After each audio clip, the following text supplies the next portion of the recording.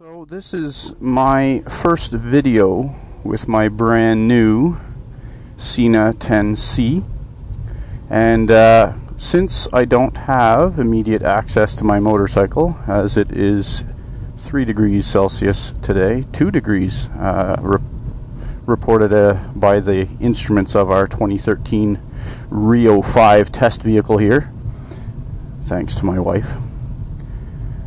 So I wanted to check out the video function, see how the frame was as far as if it were level and if it needs adjustment. Check out the video and audio quality.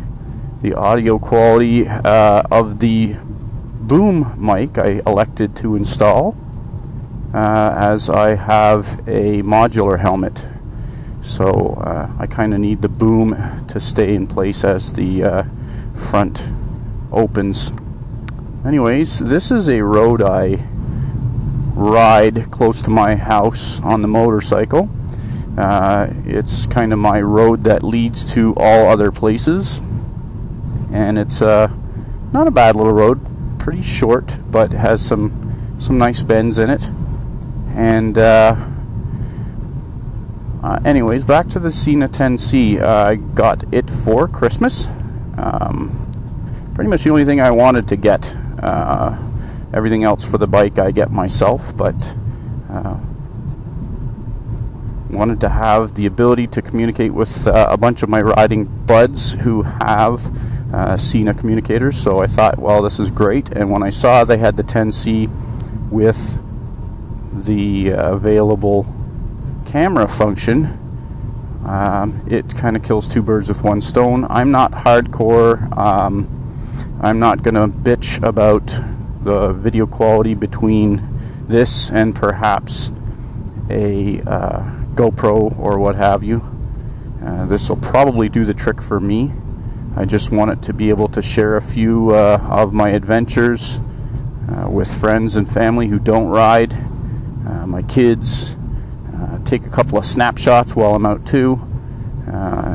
Easier than getting my cell phone off of its Ram X mount and then take my gloves off to operate the touch screen and then put it all back on. This way I can just kind of stop at the side of the road on the shoulder, you know, turn the camera on quickly, snap a pic and roll on, and I think that's going to be great. Nice convenient function. Yeah, listening to tunes on my phone or FM radio, both functions should be awesome. So that's all things I'm looking forward to. I might take this time also to have a quick little recap on my season this year. In January of 2015, I picked up my 2015 Yamaha FJ 09. As soon as I saw the information on it online, I think it was November of 14, and I liked the FZ 09 technically. I liked the engine and a lot of the features it had, but I'm just not a naked bike fan. I think that they're cool, and I know lots of people that ride them, and if that's something that grabs you, that's cool, but I need just a little bit of protection. I don't need a great big barn door windscreen, but I would like a little bit of windbreak, and I like the styling of a little more bodywork personally. So when I saw that bike, I had to have it, and I thought, going from my first bike, which was a 2013 Honda CBR 500RA, which was an awesome bike for my first bike. I enjoyed it, and it had great features. It had the anti-lock brakes, decent power, awesome handling for an entry-level bike, and I got great trade-in value for it when I traded it in on my FJ. So when I decided to upgrade, the FJ ticked all the boxes as riders say. And it had power that I could grow into, because there was no way I would need that all that power initially. And even after the first season, there are times if I grab or twist a handful of throttle, that it still catches me off guard the odd time, and that's fun. And I've really appreciated its riding modes, anti-lock brakes, traction control, awesome seating position. I have a little bit of aggravation with neck and shoulder troubles, and that bike is super comfortable for that type of ailment. It doesn't aggravate my neck and shoulders too badly unless I've gone out for an entire day. I've made a few mods. I'll probably do a mod video when I get out in the spring.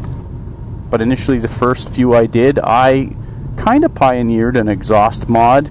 I based it off some other mods that I had seen on FZ09s.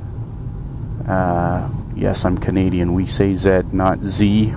But I speak to enough Americans in my business that I catch myself saying FZ09 lots.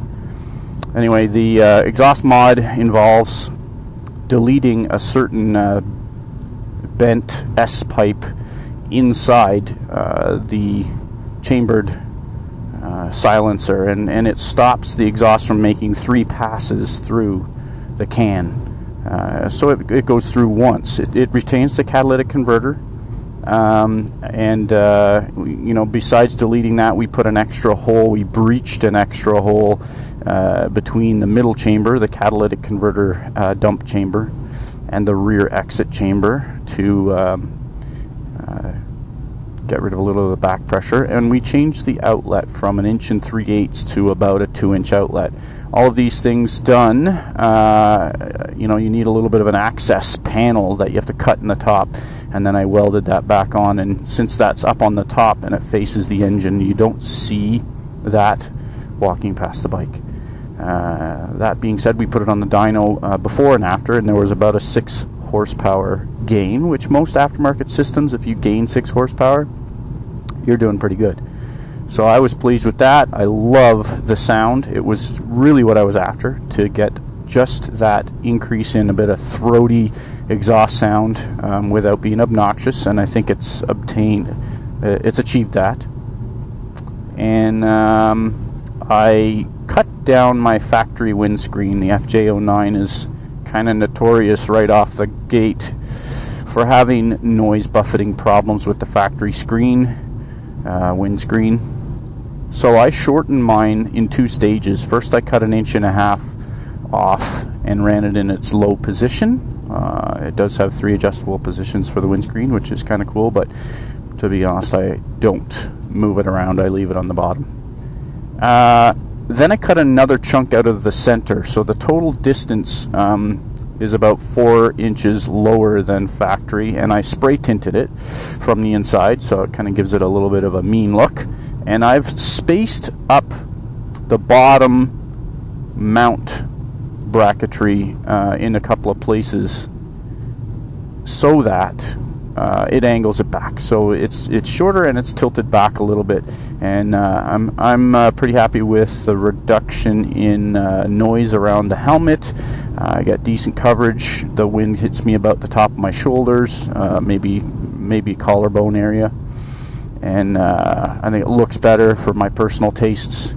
I reshaped my seat.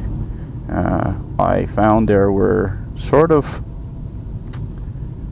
an angular line from the back of the seat to the front of the seat that had a bit of a sharp edge to it, and I found it bothered the inside of my thighs when I was riding, so I stripped the original seat covering material off the vinyl. I shaved a little bit of that foam out of the way, and also put a small piece of memory foam under the original foam between the seat pan and the foam, and I restretched the original cover back over it. It's not perfect, but when you pay a couple $100 or more for an aftermarket seat, it's going to do for now. Who knows if I'll ever replace it, but it has made an improvement enough that at least the length of rides I commonly do, it's comfortable enough. What else have I done? That's the majority of the features. I put some LED signals on it was Christmas Eve. During the day I put on LED signals, which I ordered direct from China. We'll see what the longevity of these signals are, but I kind of like them. They have a running light feature and a turn signal feature, and I've wired up the rear running light setup to come on with my brakes for a little extra visibility. As I said, we'll see what longevity is like, but initially I like the look of them, and we'll also show those, I guess, in a future mod video. What else? That's the majority of stuff I've done to my bike. I'm up to time to change my rear tire, so I'll be getting rid of the Dunlop that is on it in favor of most likely a Michelin Pilot Road 4, which gets pretty much unanimous rave reviews, and I will run that until I think the front tire will go another set yet. So that's going to be that, and we're going to turn around. But I think I would like to do some investment into suspension improvements this season. Stock is okay. I'm 165 pounds or so with no gear on. I found my adjustments required when I initially got the bike and played with it till the point I got it as dialed in as it was going to get for me. I took a lot of spring preload out of it to get enough sag, because it was a little heavy sprung for me initially, other than the front fork.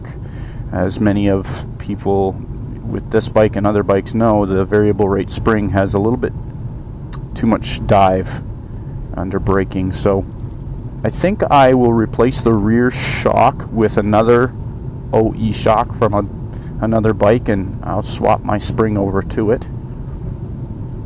It's cost effective. I know it's probably not the most scientific approach, because you know, if you're going to get into it, you know, a lot of people want to custom order a shock for their bike, but you know, for what I do, I'm just looking for something that gives me the compression adjustment for the compression damping that is lacking on the OE shock, and something that will fit in a direct swap. And I found a ZX10 on Kijiji. I messaged this fellow, and I'm supposed to be paying him and getting that shipped out there in the next couple weeks. It does have a piggyback reservoir, which my original doesn't have either, so hopefully that will work out. That may be another future update as well. As far as the forks, I spoke to a Kyle from Windmill Motorsports, who does suspension rebuilds, and we discussed maybe putting a fixed rate spring and revalving and putting that together a little bit more custom for my weight and riding. So we'll see. The tire is a must. The suspension is a like or a want. So we'll see how the season goes. But initially, I'm very happy with the bike, and a lot of our fellow riders have complimented on how they feel that the FJ09, for the money in the current marketplace, you know, it has rivals, but you'll pay a lot. You know, you'll pay significantly more for some of these other bikes. It's a real bargain. Along with a bargain tends to come a few compromises, but I think, in my personal opinion as well, again, only having 2 seasons of being exposed to motorcycles, I think the compromises are in areas that are common upgrades anyway. So suspension is commonly upgraded, seats commonly upgraded. You look at, windscreens commonly upgraded. These are areas that people have complained about the FJ being less than perfect.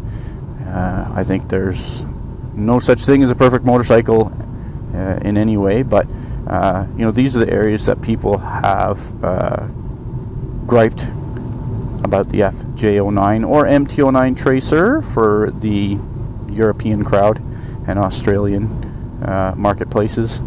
Again, all those areas are things that are easily replaced and commonly replaced. Tires as well. I think there's an even split of people that are a fan of the original tire, and when it comes time to replace it, they're putting a very, very similar tire, because I don't think that tire is available off the shelf. It is an OE tire only. And there are just as many people that say get those tires off there as soon as you get the bike. I've read plenty of folks take delivery of the bike with those tires removed right away. I rode the first season with that tire. I have only limited amount of experience to compare, but some of the complaints about that tire I can attest to. They're a little bit vague in certain corners, and when you're pushing to the limit, and I think I'm far from that, but I think the longevity when you get into spirited riding could be a lot better, because the center portion wears out a little quick, and at 6,300 kilometers mine is burnt right off. I don't think that's really a great lifespan for a tire, but hopefully a dual compound tire like the Michelin will give us the lifespan that we're after, and I think given a lot of the reviews that's what we're expecting. So this guy is driving me mad.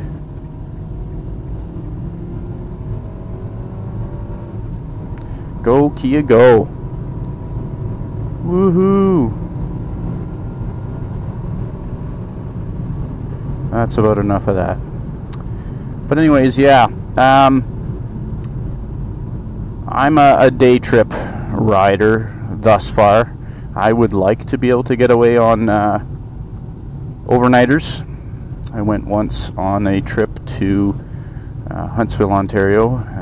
I'm from Port Elmsley, which is near Perth, Ontario. So it was a day's ride up there, and I stayed at a friend's cottage and came back a few days later. That's the farthest I've gone thus far. Some friends are talking about a couple of different trips, one to perhaps Tobermory and Manitoulin Island. That would be a cool ride. See if I can't get in on that. I have some ability to get away, but I do run my own business, so you're kind of ball and chained to that sometimes. Anyways, I've probably rambled enough for my first video. We'll find out if it's even something that's going to be suitable for uploading anywhere. But thanks for watching, and hopefully we'll have some more vids for everybody in the future.